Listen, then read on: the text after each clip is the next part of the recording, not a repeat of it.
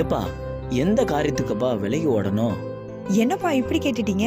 பழைய ஏற்பாடுல யோசேப்பு மேல பெரிய தரிசனத்தை தேவன் வைத்திருந்தார். அப்படிப்பட்ட தரிசனத்தின் பாதையில போய் கொண்டிருக்கும் பொழுது போத்திபாரின் மனைவி என்ன பண்றாங்க அப்படின்னா, யோசேப்பை பாவத்துக்கு நேராக இழுக்கிறாங்க. இது ஒரு நாள் 2 நாள் அல்ல, நித்தம் நித்தம் யோசேப்பை பாவத்துக்கு நேராக இழுத்து கொண்டே இருக்கிறதான வார்த்தைகளை பேசிக்கொண்டே இருக்கிறாங்க. அப்ப யோசேப்பு என்ன செய்யறாரு அப்படின்னா, நான் இத்தனை பெரிய பொல்லாங்குக்கு உடன்பட்டு தேவனுக்கு விரோதமாக பாவம் செய்வது எப்படி என்று சொல்லி அந்த இடத்தை விட்டு வெளியே ஓடி போறாரு.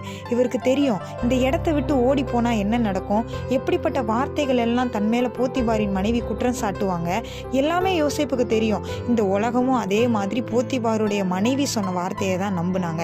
போத்திபாரின் மனைவி என்ன சொன்னாங்க அப்படின்னா, அப்பொழுது நான் சத்தமிட்டு கூப்பிட்டேன், அவன் தன் வஸ்திரத்தை என்னிடத்தில் விட்டு வெளியே ஓடி போனான் என்று சொல்லப்பட்டிருக்கிறது. இந்த உலகம் என்ன வேணாலும் தவறாக சொன்னாலும் தேவன் உண்மையை நிச்சயமாக வெளிக்கொண்டு வருவார். எப்ப அப்படின்னா, நீங்க தேவனுக்கு விரோதமாக பாவம் செய்ய உடன்படாத போது.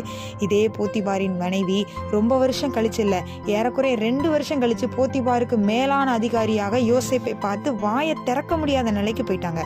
அப்ப இன்னைக்கும் கூட பிரச்சனைகள் எதிர்த்து வரும்போது தைரியமா நிக்கணும். ஆனா பாவம் நெருங்கி வருதுன்னா அந்த இடத்தை விட்டு விலகி போகணும். பாவத்துக்கு நேராக இழுக்கிறதான வார்த்தைகளாக இருக்கட்டும், தன்னுடைய சரீரத்தையும் தன்னுடைய ஆத்மாவையும் தன்னுடைய ஆவியையும் கெடுக்கிற எந்த செயலாக இருந்தாலும் அந்த இடத்தை விட்டு நம்ம விலக வேண்டும்.